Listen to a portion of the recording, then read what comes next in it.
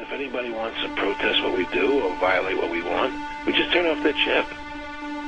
That's right, microchipped. In 2005, Congress, under the pretense of immigration control and the so-called war on terrorism, passed the Real ID Act, under which it is projected by May 2008, you will be required to carry around a federal identification card, which includes on it a scannable barcode with your personal information. However, this barcode is only an intermediary step before the card is equipped with a VeriChip RFID tracking module, which will use radio frequencies to track your every move on the planet. If this sounds foreign to you, please note that the RFID tracking chip is already in all new American passports. And the final step is the implanted chip, which many people have already been manipulated into accepting under different pretenses. We have a Florida family who are really pioneers in a brave new world. They have volunteered to be the first ever to have microchip identification devices implanted into their body. After 9/11, I was really concerned with the security of my family. I wouldn't mind having something planted permanently in my arm that would identify me. In the end, everybody will be locked into a monitored control grid where every single action you perform is documented. And if you get out of line, they can just turn off your chip, for at that point in time, every single aspect of society will revolve around interactions with the chips. This is the picture that is painted for the future if you open your eyes to see it. A centralized one-world economy where everyone's moves and everyone's transactions are tracked and monitored, all rights removed. The most incredible aspect of all, these totalitarian elements will not be forced upon the people. The people will demand them. For the social manipulation of society through the generation of fear and division has completely detached humans from their sense of power and reality. A process which has been going on for centuries, if not millennia. Religion, patriotism, race, wealth, class, and every other form of arbitrary, separatist identification and thus conceit has served to create a controlled population, utterly malleable in the hands of the few. Divide and conquer is the motto, and as long as people continue to see themselves as separate from everything else, they lend themselves to being completely enslaved. The men behind the curtain know this, and they also know that if people ever realize the truth of their relationship to nature, and the truth of their personal power, the entire manufactured zeitgeist they prey upon will collapse like a house of cards.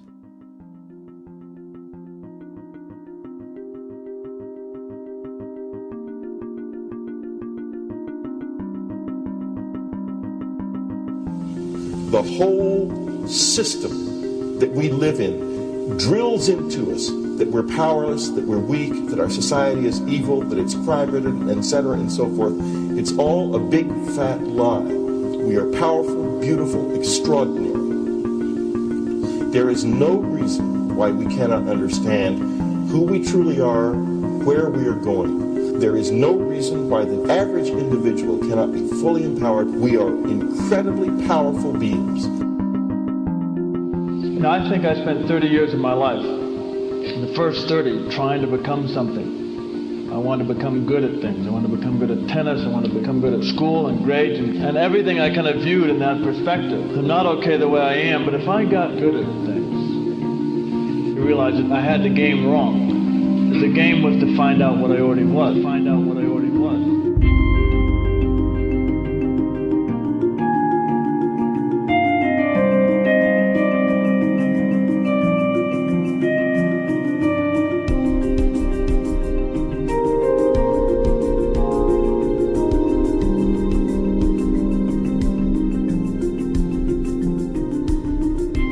Now, in our culture, we've been trained for individual differences to stand out. So you look at each person, immediately it is brighter, dumber, older, younger, richer, poorer, and we make all these dimensional distinctions, put them in categories and treat them that way. And we get so that we only see others as separate from ourselves in the ways in which they're separate. And one of the dramatic characteristics of experience is being with another person and suddenly seeing the ways in which they are like you, not different from you, and experiencing the fact that which is essence in you and which is essence in me is indeed one. the understanding that there is no other. It is all one. And I wasn't born Richard Albert, I was just born as a human being. And then I learned this whole business of who I am and whether I'm good or bad or achieving or not. All that's learned along the way.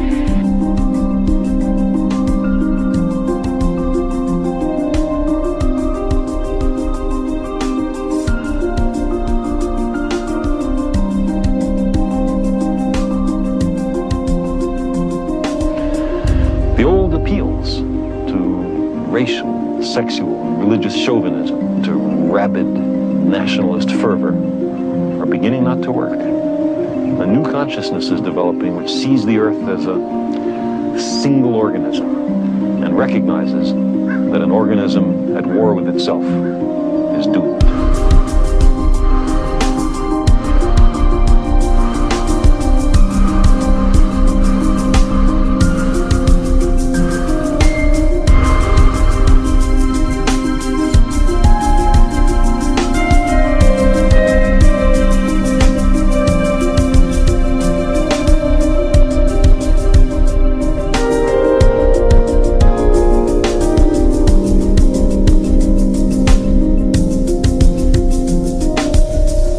Bill Hicks used to finish his shows with this.